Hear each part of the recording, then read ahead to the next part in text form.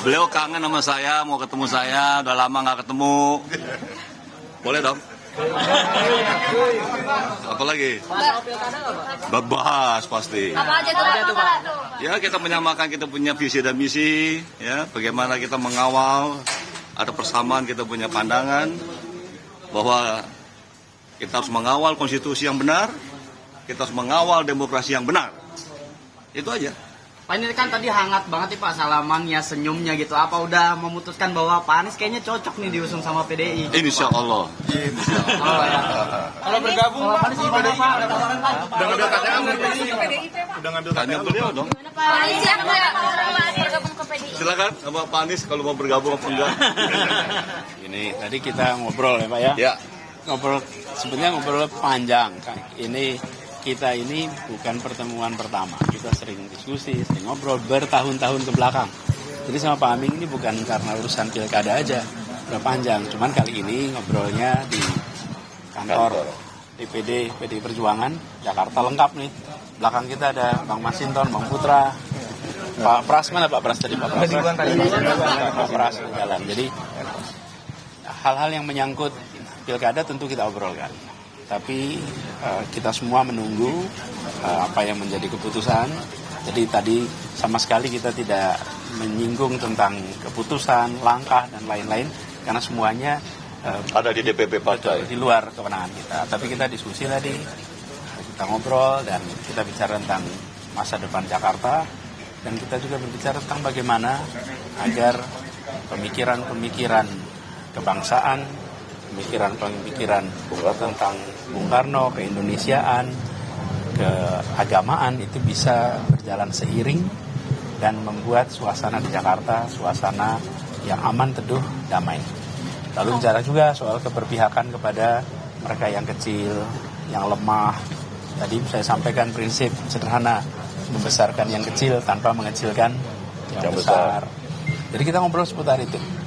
Pak Anies kalau ditawarkan masuk ke PDIP siap nggak Pak Anies? Pokoknya sekarang ini kita tunggu dulu sampai semua keputusan dibuat, dari situ kita tentukan langkah ke depannya apa. Jadi sekarang itu. Lalu saya ingin juga sampaikan mumpung kesempatan ini, kita menyaksikan beberapa hari terakhir di mana kehidupan kebangsaan kita, kehidupan kenegaraan kita mengalami ujian.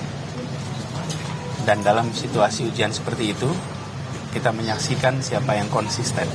Dan saya menyampaikan apresiasi kepada PDI Perjuangan yang konsisten di dalam mengawal konstitusi kita. Konsistensi ini adalah sesuatu yang harus kita hormati dan kita hargai, karena penjaga konstitusi adalah penjaga negara. Yang kedua, teman-teman civil society, mahasiswa yang bergerak, yang kemudian secara organik tanpa ada satu komando, tapi dikomando oleh hati, dikomando oleh kecintaan pada negeri, memilih untuk turun langsung mencegah terjadinya penyimpangan, mencegah praktek-praktek pelanggaran atas prinsip dasar bernegara. Dan sikap civil society, sikap mahasiswa, bahkan ada anak-anak STM juga, anak SMA yang ikut datang ke jalan, itu menunjukkan kita masih punya stok pejuang yang banyak. Di sisi lain, saya ingin sampaikan apresiasi kepada pimpinan Dewan yang kemudian merespon dan menghentikan proses penyusunan undang-undang yang cepat itu. Sikap pimpinan Dewan ini saya sampaikan apresiasi, merespon atas masyarakat, merespon atas civil society. Dan berikutnya kita harus kawal. Kita pastikan kawal sama-sama bahwa konstitusi kita yang sudah diamanatkan dan apa yang diamanatkan oleh MK itu dijaga sampai tuntas. Gitu. Pak Anies sudah ada cetak kuning Bu Mega belum? Kita mengalir saja nanti pada waktunya. Seperti pertemuan hari ini kan juga Tidak direncanakan. spontan, relax, santai. Nanti kita kabari kalau ada pertemuan-pertemuan. Pak, Bu Mega kan bilang kalau Pak Anies mau didukung, Pak Anies mau atau enggak nurut sama Bu Mega gitu Pak. Nah Pak Anies melihat itu seperti apa Pak? Ya, jadi kita semua menyadari bahwa beliau merujuk kepada amanat konstitusi, cita-cita bernegara, cita-cita untuk mewujudkan Indonesia yang bersatu, yang beragam tapi bersama, dan itulah yang kemudian kita jadikan rujukan sama-sama. Oke, cukup? Ada? Cukup ya? Mantap. Jadi kader PDIP bagaimana Pak? Oh dia harus tetap menjadi kader PDIP. Ini masih jalan, prosesnya masih jalan. Bagaimana Pak? Tidak menutup kemungkinan tidak Pak? Awal dari PDIP untuk kemudian mungkin saya mengusung Apa gimana? Ini langkah awal dari PDIP untuk mengusung Anies atau bagaimana? Tadi kan sudah jawab. Penekanan lagi Pak. Insya Allah. Kalau saya, insya Allah. Oke, cukup lah.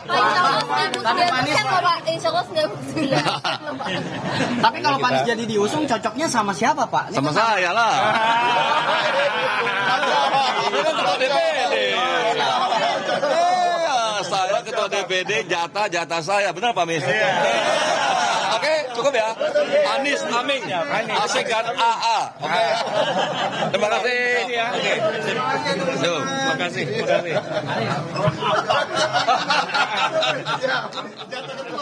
Saudara, demikianlah baru saja kita mendengar konferensi pers dari Gubernur DKI Jakarta 2012-2017 Anies Baswedan.